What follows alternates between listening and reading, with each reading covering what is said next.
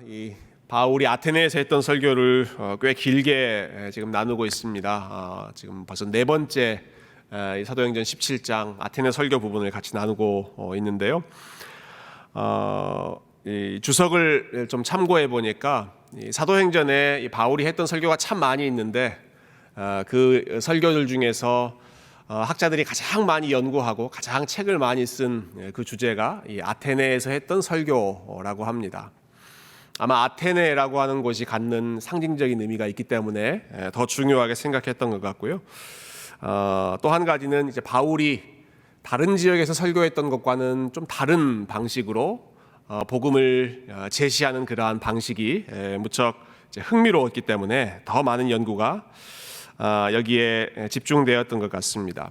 예를 들어서 바울이 유대인들의 회당에 들어갔을 때에는 성경 말씀을 인용하면서 예수님을 증거했지만 이 아테네는 뭐 성경 말씀을 아는 사람들이 없기 때문에 그들이 알고 있는 그들에게 익숙한 것을 접촉점, 컨택트 포인트로 삼아서 하나씩 접근했죠. 그래서 그 도시 안에 여러 신전들 중에 알지 못하는 신에게라고 쓰여져 있는 그러한 단도 보고 그것을 바울이 포착해서 내가 여러분들이 지금까지 알지 못하면서 섬겼던 신이 무엇인지를 소개해드리겠습니다. 이렇게 설교를 시작하고요.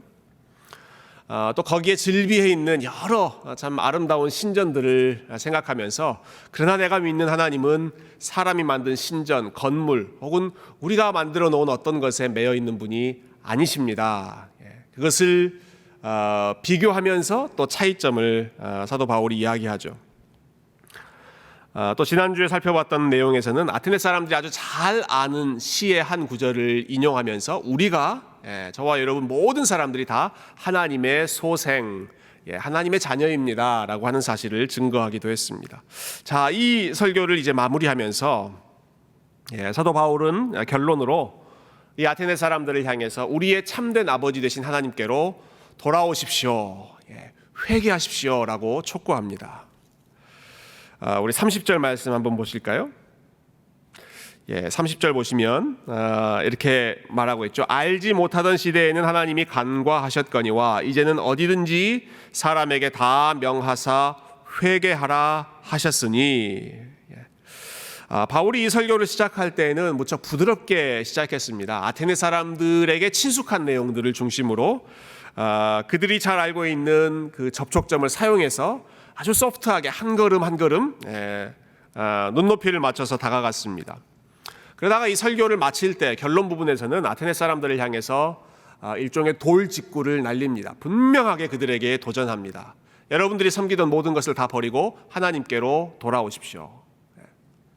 그전에는 한 걸음 한 걸음 아주 부드럽게 나갔다고 한다면 마지막 순간에서는 바울이 그들에게 지금까지는 어떻게 했을지는 모르지만 과거의 일, 이전의 일은 하나님께서 다 간과하셨지만 이제는 예수 그리스도께서 이 땅 가운데 오셔서 우리를 위한 구원을 이루셨고 그리고 나를 통해서 그 구원의 소식을 여러분들에게 들려주셨으니까 여러분은 하나님께로 돌아오십시오. 지금까지 여러분이 섬기던 신전에서 섬기고 가정에서 섬기고 모든 그 우상들을 다 버리고 여러분들의 마음에 있는 우상들까지 다 버리고 살아계신 하나님 창조주 그분께로 돌아오십시오. 회개하고 돌아오십시오.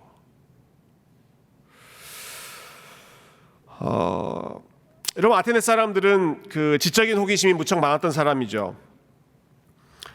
그들은 가장 새로운 것, 최신의 사상을 듣고 또 같이 이야기 나누는 것 그것이 그들의 주된 관심사였다라고 표현하기까지 했습니다. 근데 바울이 이 아테네 사람들에게 이 복음을 이야기하면서 내가 전하는 이 복음은 한번 생각해 보실 만한 아주 흥미로운 사상, 아주 새로운 사상입니다. 여러분 한번 듣고 고민해 보십시오. 이렇게 아주 소프트하게 끝나는 것이 아니라 여러분 하나님께로 돌아와야 살 수 있습니다.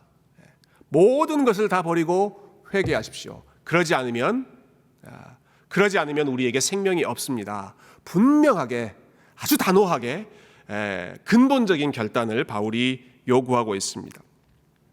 자, 왜 이렇게 과격해 보이는 요구, 아주 철저한 반응을 바울이 요구하는 것일까요? 그건 31절에 나오는 두 가지 이유 때문에 그렇습니다. 두 가지 이유를 우리가 한번 생각해 보면 좋겠는데요. 31절 먼저 앞부분에 보시면 이는 지금 다 명하사 회개하라 하셨습니다. 여러분 다 돌아오십시오 라고 촉구하면서 이는 그 이유를 밝히는 것이죠. 정하신 사람으로 하여금 천하를 공의로 심판할 날을 작정하셨기 때문입니다. 저와 여러분의 삶 앞에 궁극적으로 하나님께서 심판하실 날을 하나님께서 정해 놓으셨기 때문에 그 날을 두려워하는 마음으로 여러분 하나님께로 돌아오십시오 라고 촉구하고 있습니다. 이 설교를 듣고 있는 그리스 사람들은 인간 역사의 마지막 순간 끝에 이 심판의 시간이 있다라고 하는 것을 믿지 않았습니다.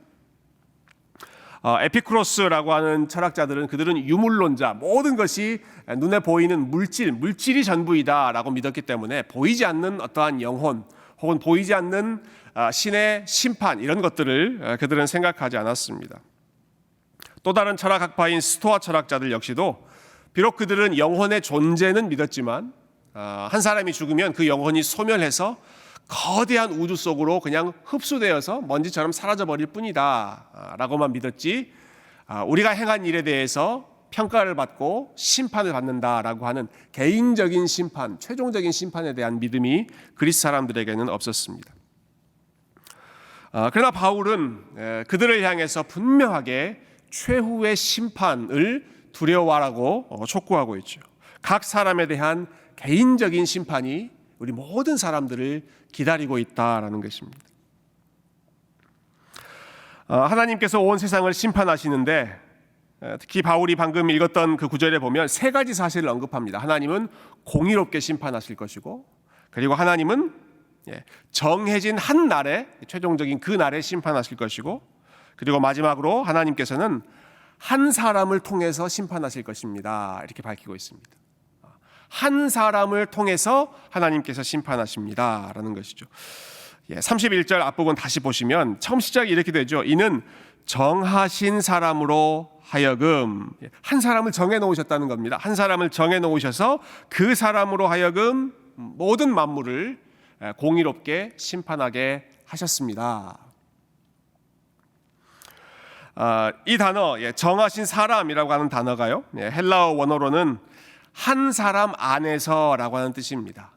an andri라고 하는 뜻이 영어로는 in a man, 한 사람 안에서 심판하십니다라는 뜻인데요.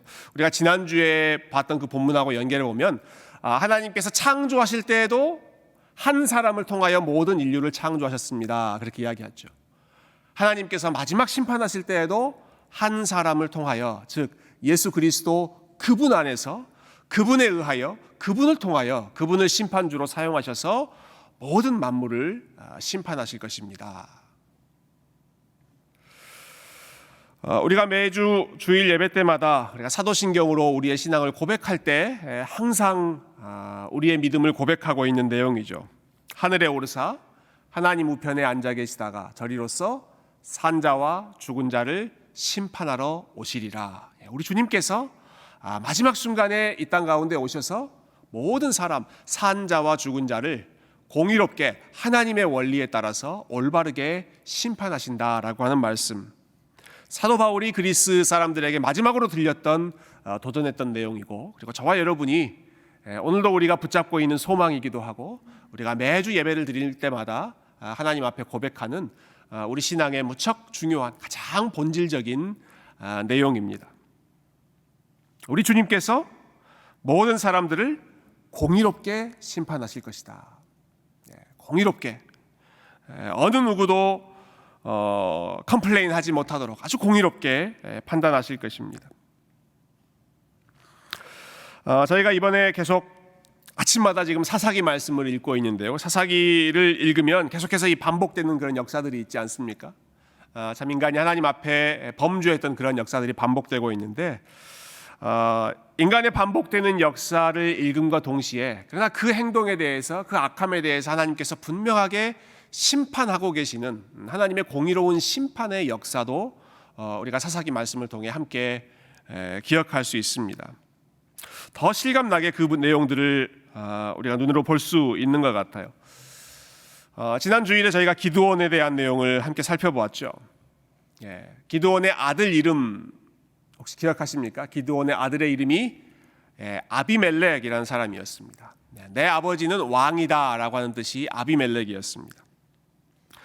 기드온이 죽은 후에 이 아비멜렉이 이스라엘 백성들을 상당한 기간 동안 다스리는데, 근데 이 아비멜렉은 아주 악한 일을 많이 저질렀습니다. 자기가 왕이 되기 위해서 형제들 70명을 한 날 다 죽여버렸습니다. 큰 바위 위에 형제들 70명을 다 세워놓고 그가 생명을 빼앗아갔죠. 특히 그 일을 할 때 아비멜렉이 왕으로 등극하려고 그렇게 쿠데타를 일으킬 때 아비멜렉을 도와주었던 사람들이 이 세겜이라고 하는 지역의 사람들이었습니다. 근데 그 사람들이 아비멜렉을 도울 때 이 돈이 필요하지 않습니까? 뭔가 거사를 일으키려면 이제 자본이 필요한데 그 돈을 어떻게 모았는가? 바알 신전, 그 사람들이 섬기던 그 우상 신전 바알 신전에서 은을 모아서 아비멜렉을 서포트했습니다. 그러니까 아비멜렉은 사람을 죽이고 세겜 사람들은 우상을 동원해서 그 일을 서포트하고 아주 악한 사람들끼리 연합해서 이러한 못된 일을 도모했던 것이죠. 그런데 이렇게 악한 계획이 순조롭게 진행되는 것 같아 보였지만 하나님께서 아비멜렉의 모습도 지켜보고 계셨고, 그리고 그 세겜 사람들이 했던 것도 분명하게 지켜보고 기억하고 계셨습니다. 거기에 대해서 하나님께서 응분의 심판을 결국 행하시죠. 그 과정이 참 흥미로운데요. 먼저는 아비멜렉과 세겜 사람들이 관계가 틀어지게 하시고요. 그래서 아비멜렉이 자기를 도와주었던 그 세겜 사람들을 이제 다 죽이기로 결정하죠. 위협을 느끼고 세겜 사람들이 도망한 곳이 흥미롭게도 바알 신전이었습니다. 바알 신전. 자기들이 처음에 은을 모아서 서포트해줬던 그 바알 신전으로 이 사람들이 다 들어가서 숨어 있는데 그곳을 불태우면서 아비멜렉이 세겜 사람들을 다 죽였습니다. 그리고 나서 아비멜렉도 하나님의 심판을 받죠. 아비멜렉도 죽게 되는데 그는 어떻게 죽게 되는가? 또 다른 지역의 성을 공격하다가 성 위에서 한 여인이 던진 무엇에 맞아서 아비멜렉이 부상을 당합니까? 우리 돌, 역시 큐티를 꼬박꼬박 하셨던 분들 답이 곧바로 나옵니다. 맷돌에 맞아서 아비멜렉이 죽습니다. 자, 아비멜렉이 형제들을 죽였던 곳이 어디였는가? 큰 바위, 돌 위에 사람들을 세워놓고 다 죽였는데 아비멜렉이 결국 죽음을 맞이하게 된 원인이 무엇이었는가? 그 역시도 돌에 맞아서 죽게 됩니다. 저는 이 과정을 이렇게 읽고 묵상하면서 좀 섬뜩한, 하나님이 이렇게까지 철저하게 심판하시는가, 다 기억하고 계시는가 하는 생각이 들었습니다. 각 사람이 했던 일들을 무서울 정도로 철저하게 기억하시는데 그들이 했던 대로 그대로 갚아주시는 것이죠. 바알의 신전을 좋아했던 사람들은 바알의 신전에서 다 죽임을 당하게 하고, 큰 바위 위에서 사람들을 죽였던 아비멜렉은 그 역시도 큰 돌에 맞아서 죽음을 맞이하게 되고, 예수님께서 겟세마네 동산에서 하신 말씀이 있죠. 칼로 흥한 자는 칼로 망한다라고 하셨는데, 바알의 신전 혹은 돈으로 혹은 돌 위에서 그 모든 일들을, 악한 일을 도모했던 사람들이 자기가 했던 그 방식 그대로 똑같이 하나님의 심판을 받는 이 모습을 보면서 하나님께서 우리 인간의 눈으로는 그냥 지나가는 것처럼 보이지만 하나님께서 하나씩 하나씩 다 기억하고 결국은 모든 공의를 올바로 회복하시는구나, 모든 것을 바로잡으시는구나 하는 것을 확신할 수 있었습니다. 여러분, 이 말씀이 사도 바울이 우리 갈라디아서에서 성도들을 향해서 권면했던 말씀과 연결되는 내용이죠. 갈라디아서 6장 7절과 8절에 보면 앞에 스크린에 나오는 말씀이 있는데 우리 한번 같이 이 말씀 읽어볼까요? 시작. 스스로 속이지 말라. 하나님은 업신여김을 받지 아니하시나니 사람이 무엇으로 심든지 그대로 거두리라. 자기의 육체를 위하여 심는 자는 육체로부터 썩어질 것을 거두고 성령을 위하여 심는 자는 성령으로부터 영생을 거두리라. 아멘. 육체를 위하여 심는 자는 반드시 썩어질 것을 거두게 될 것이고, 자기 육체를 위해 사는 사람들은 그렇게 될 것이고 성령을 위하여 심는 자는 반드시 영원한 생명을 거두게 하실 것입니다. 우리 하나님은 그렇게 공의롭게 심판하시는 하나님이십니다. 바울이 아테네 사람들에게 이 공의로운 심판의 메시지를 선포하면서 그러니 여러분의 삶을 위하여 여러분의 육체를 위하여 썩어질 것을 심지 말고 우리 하나님을 위하여 생명을 같이 심으십시다 하고 구원의 길로 초청하고 있는 것이죠. 이것을 확실하게 보여주기 위해서 우리 하나님께서 보여주신 사건이 바로 예수 그리스도의 부활이었습니다. 여러분 31절 그 뒷부분까지 제가 전체를 다시 한번 읽어보겠습니다. 31절 앞부분부터요. 이는 정하신 사람으로 하여금 천하를 공의로 심판할 날을 작정하시고 심판을 정하셨다는 것이죠. 이에 이것을 위하여 그를 죽은 자 가운데서 다시 살리신 것으로 모든 사람에게 믿을 만한 증거를 주셨음이니라 하니라. 자, 심판이 확실하게 있다라고 하는 사실을 분명하게 보여주는 증거로서 예수 그리스도를 죽은 자 가운데서 다시 살리셨다. 바울이 지금 그 전개하고 있는 논리가 그렇습니다. 하나님의 분명한 심판이 있습니다. 무엇을 보면 알 수 있느냐? 예수 그리스도의 부활을 보면 우리는 그것을 알 수 있습니다. 여러분 부활이라고 하는 사건을 빼놓고 그것을 제외해놓고 예수님의 삶을 우리가 생각한다면 정말 예수님의 인생은 비극적인 인생이고 초라한 인생이고 참 볼품없는 참 실패한 인생처럼 보이죠. 참 하나님을 바라보며 언제나 순종했던 인생이고 좀 소외된 사람들의 사랑으로 품으셨던 인생이고 기득권자 당대에 떵떵거리고 있던 사람들에게는 그들의 악함에 도전하면서 정면으로 저항했던 그것이 예수님의 삶이셨는데 그런데 예수님의 그 결말이 어떻습니까? 십자가로 끝나는 것처럼 보였습니다. 십자가로 끝나는 것처럼 십자가에서 흉악한 죄수로 예수님의 삶이 끝나는 것처럼 그렇게 끝나버렸다면 예수님은 죽어라 고생만 하고 정말 죽음으로 삶이 끝나버리는 허무한 인생이 될 것이고 십자가에 달린 다른 강도들과 똑같이 흉악범으로 정죄를 받고 죄인으로 정죄받아서 죽는 죄인의 삶이 될 수밖에 없었습니다. 그러나 십자가가 예수님의 삶의 끝이 아니라 십자가 이후에 부활이 있었죠.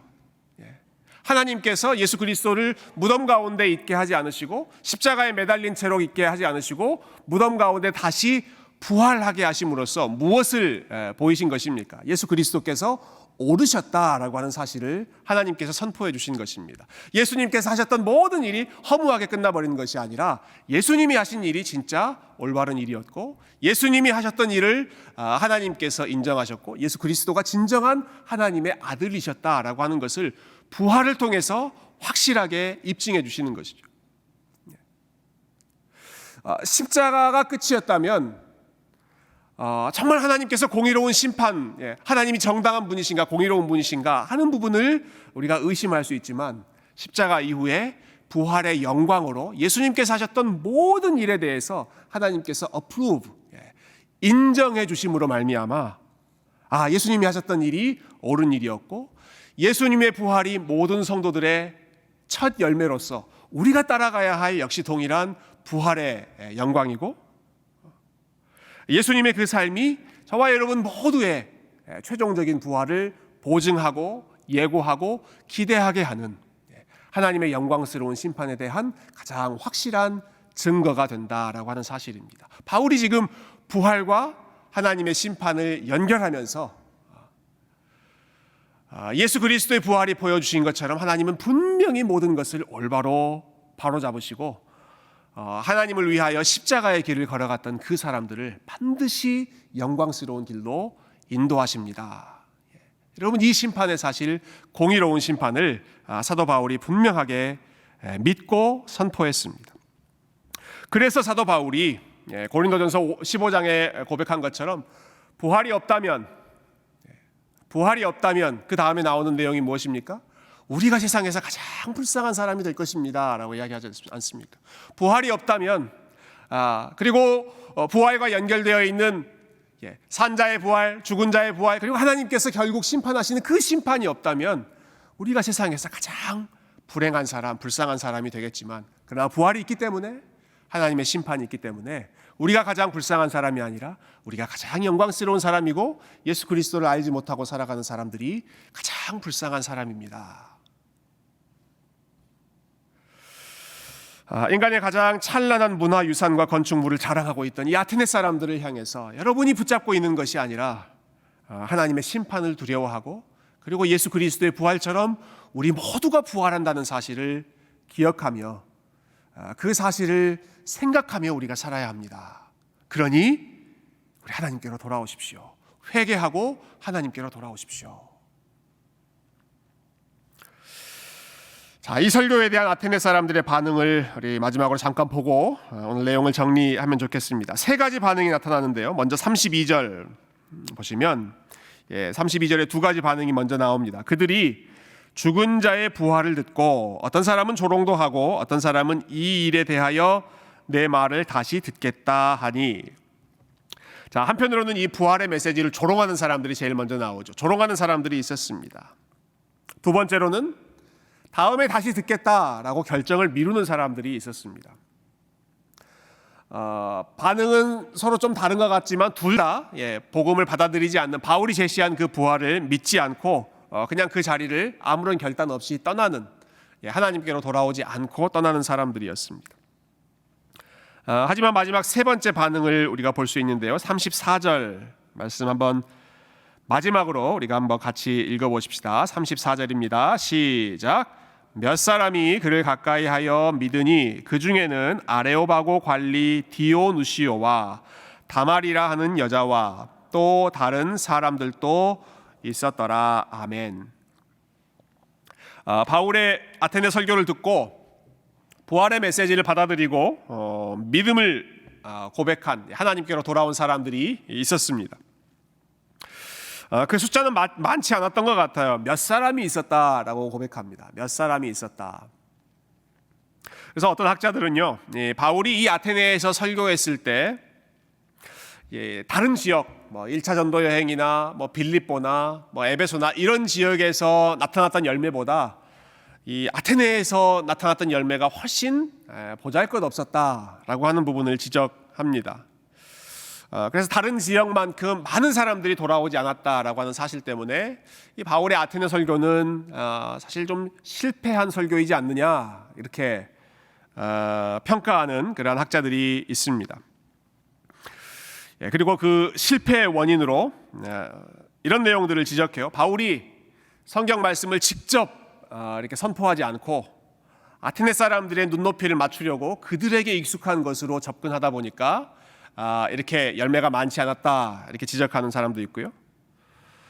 또 아테네 설교에 십자가에 대한 내용이 나오지 않기 때문에 사실 십자가의 능력이 있는데 그 십자가를 분명히 설명하지 않음으로 인해서 사람들의 반응이 다른 지역만큼 못했다라고 하는 그러한 설명을 하는 학자들이 있습니다. 저는 너무 가혹한 평가라고 생각합니다. 바울의 아테네 설교를 실패라고 평가하는 것은 저는 옳지 않다고 생각하는데요. 왜냐하면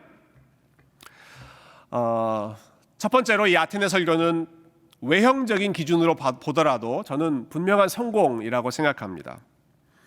여러분, 한 번의 설교로 한 사람이라도 믿을 수 있다면, 여러분, 제가 한 번 설교했는데 정말 예수님을 알지 못했던 사람이 한 명이라도 주님께로 돌아올 수 있다면, 여러분, 그것만큼 성공적인 설교가 어디 있겠습니까? 근데 바울은 지금 설교했을 때 디오누시오라고 하는 사람도 돌아오고 다말이라고 하는 여자도 한 명 돌아오고 그 외에 몇 명이 더 있었다라고 하니까 최소 3명, 4명, 5명 이 정도는 지금 돌아온 것 아닙니까? 그 정도면 굉장히 큰 성공이라고 할 수 있겠죠.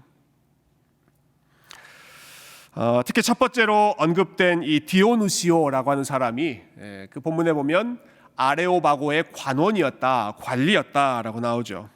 그 말은 그 아테네 도시의 시의회 의원, 그 공의회의 멤버로 소속되어 있는 굉장히 영향력이 있는 사람이었다라고 하는 뜻입니다. 훗날 초대교회의 역사가였던 유세비우스라고 하는 분이 교회사, 그 교회 역사에서 제일 처음에 출판된 교회사 책에서 이 디오누시오를 언급하면서 이 사람이 아테네의 감독이 되었다라고 회고합니다. 그러니까 그냥 헛되게 이 설교가 끝난 것이 아니라 이 디오누시오라고 하는 사람이 끝까지 믿음을 지키면서 아테네 교회를 이끄는 감독으로, 여러분 감독이라고 하는 직분이 있으려면 그냥 한두 사람만 있는 것이 아니라 교회가 어느 정도 조직돼야, 성도들이 어느 정도 있어야 이 감독이라고 하는 직분이 있었는데요. 그 정도 직분이 필요할 정도로 상당한 성도들이 이 사람들을 시작으로 해서 아테네 교회가 형성된 것이죠. 그런 점에서 보더라도 바울의 설교는 절대로 우리가 실패라고 볼 수 없을 것입니다. 뿐만 아니라 우리 한 가지 더 이유를 생각해 보면 좋겠는데요. 설령 바울이 설교한 후에 한 사람도 회심하지 않은, 아무도 주님께로 돌아오지 않는 그러한 결과로 그 설교가 끝났다고 했을 때, 그렇다면 우리가 그 설교를 실패라고 평가할 수 있겠는가 하는 문제도 함께 생각해 볼 수 있겠죠. 우리가 한 사역의 성공과 실패를 겉으로 드러나는 외형적인 어떠한 열매로, 외형적인 숫자, 이렇게 평가할 수 있는, 매저할 수 있는 그러한 것으로 기준을 삼을 수 있겠는가라고 하는 것입니다. 성경에 보면 하나님의 말씀을 전했던 사람들이 참 많이 있습니다. 그런데 그들이 참 하나님 앞에 충성스러운 마음으로 설교하고 또 복음을 전하고 사람들에게 참 메시지를 외쳤을 때 드러난 열매가 모두 다 똑같지 않았습니다. 어떤 사람들의 열매는 훨씬 더 풍성한 열매를 맺었고, 반대로 어떤 사람들의 열매는 별로 눈에 드러나지 않는 굉장히 허탈한 그러한 결말을 보여주는 사역들도 있었습니다. 대표적으로 우리가 예레미야 선지자를 생각해 볼 수 있죠. 여러분, 겉으로 나타난 결과물만 생각한다면 예레미야 선지자는 무척 참 실패한 사역자라고 할까요? 사역의 열매가 많지 않은 그러한 사람이 예레미야였습니다. 40년 동안 열심히 설교했지만, 그가 40년 동안 예루살렘에서 열심히 하나님의 뜻을 전했지만 예루살렘의 멸망을 막지도 못했고, 마지막까지도 예루살렘 사람들이 하나님께로 돌아오지도 않고 끝까지 불순종하는 모습으로 예레미야의 사역이 끝났습니다. 죽어라 고생만 하고 열매는 별로 없어 보이는 것이 예레미야의 삶의 모습이었죠. 반면에 예레미야와 정반대편에 있었던 설교자도 있는데요. 그 사람은 요나입니다. 요나. 여러분, 요나는 정말 대단한 능력의 종입니다. 요나는 한 번 설교하고 도시 전체가 회개한 사람입니다. 제가 가장 부러워하는 선지자입니다. 한 번 설교했는데, 여러분 그것도 제대로 설교하지도 않았어요. 니느웨라고 하는 성은 사흘을 계속 돌아야 한 바퀴 돌 수 있는 성인데, 요나는 사흘 다 돌지도 않고 그냥 하루 잠깐 돌다가, 그가 전했던 메시지도 무척 성의가 없는 메시지입니다. 이 성 다 망한다. 그 위에 안 망하려면 어떻게 해야 되는지 그런 것도 없습니다. 니느웨는 40일 후에 다 망할 것이다. 그렇게 외쳤는데, 그렇게 하루 잠깐 외친 이후에 그 성읍 전체가 회개하고 하나님께로 돌아왔으니, 여러분 요나야말로 정말로 능력의 종이지 않겠습니까? 여러분, 그럼에도 불구하고 요나가 그렇게 큰 사역의 열매, 사역의 성공을 거둔 것처럼 보이지만 요나의 마음은 전혀 하나님의 마음을 담지 못했습니다. 하나님의 마음을 알지 못했습니다. 니느웨 사람들이 그렇게 돌아올 때 요나의 마음이 어땠습니까? 그것을 싫어했다라고 생각했죠. 내 이럴 줄 알았습니다. 하나님, 내가 복음을 전하면 저 사람들이 돌아올 줄 알았습니다. 여러분, 이게 선지자의 입에서 나올 수 있는 그런 말이겠습니까? 처음 하나님의 말씀을 전하라고 했을 때에도 도망가고, 마지못해서 억지로 끌려와서 그 일을 했을 때에도 외적으로는 무척 큰 열매를 맺은 것 같지만, 그러나 요나의 마음은 전혀 하나님의 마음을 알지 못한 채 오히려 니느웨 백성들을 그들이 회개했다는 것 때문에 하나님 앞에 분노하는 그러한 악한 마음이 요나의 마음 가운데 여전히 남아 있었죠. 어떤 사역이 성공한 사역인가, 또 어떤 설교가, 어떤 메시지가 실패한 메시지인가, 이것을 결정하는 기준은 절대로 겉으로 나타난 외형적인 열매일 수가 없다라고 하는 것이 우리가 예레미야와 또 요나를 통해서 봤을 때, 혹은 바울이 아테네에서 했던 사역과 다른 지역에서 했던 사역과 비교해 봤을 때 겉으로 드러난 열매가 중요한 것이 아니라 그들이 어떤 마음으로 이 사역을 했는가, 그리고 이 사역을 하면서 하나님의 마음을 얼마나 깊이 알았는가, 얼마나 하나님의 마음으로, 주님을 사랑하는 마음으로 사람들에게 다가갔는가. 여러분, 그것이 가장 중요한 성공의 기준이 되어야 하지 않겠습니까? 여러분, 예레미야가 보여주었던 마음이야말로, 내가 아무리 말씀을 전해도 저 사람들이 돌아오지 않지만 그럼에도 불구하고 하나님의 은혜 때문에, 그 부르심 때문에 또다시 나가지 않고는 견딜 수 없는 그러한 마음이야말로 하나님께서 가장 기뻐하시는 선지자의 마음이고 사역자의 마음이 아니겠습니까? 바울이 아테네에서 했던 설교 역시 마찬가지죠. 물론 외적으로도 아주 중요한 그러한 열매가 맺혀졌습니다.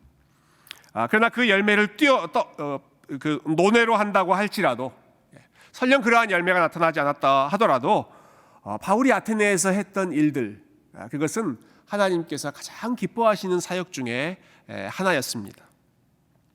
그가 베레아에서 급하게 쫓겨난 상황이었지만 잠시 좀 쉴만도 한데 아테네에서 쉬지 않고 그 도시를 볼 때 하나님의 눈으로, 하나님의 마음으로 바라보면서 안타까워하고, 그러면서 한 사람 한 사람들을 만나면서 그 사람들을 찾아가고, 또 그들의 문화로, 그들의 언어로, 그들의 눈높이에 맞춰서 마치 예수님께서 우리와 똑같은 위치로 내려오신 것처럼 바울도 그들에게 맞게 일종의 성육신적인 사역을 감당했던 모습.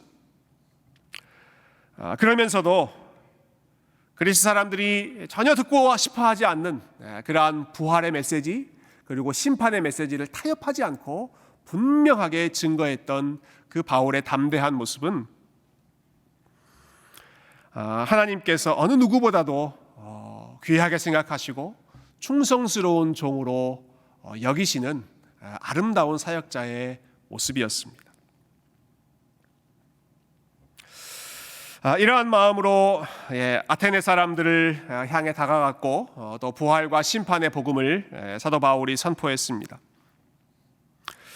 이 아테네 설교, 아테네 사역을 우리가 이제 정리하고 마무리했으면 좋겠는데요. 여러분, 아테네 사람들은 참 대단한 사람들이었고 참 놀라운 문명, 문화를 이루었던 사람들입니다. 그들은 스스로를 세상의 중심으로 여겼던 사람들입니다. 인류 문명의 가장 탁월한, 가장 클라이맥스를 경험했던 그 사람들, 세상의 중심으로 자기 자신을 생각했던 사람들, 그 화려한 문화를 가지고 있었던 사람들의 눈에, 그들이 보기에 갈릴리 시골 그 변방에서 십자가에 달렸다는 예수라고 하는 사람이나, 아니면 그 사람을 따라서 지중해 여기저기를 떠돌아다니는 사도 바울의 모습은 인간적으로 봤을 때 결코 흠모할 만한 것, 매력적인 것들을 느끼지 못했을 것입니다. 인간적으로 본다면 아테네와 바울이 가지고 있는 그러한 객관적인 위치는 비교할 수가 없었던 것이죠.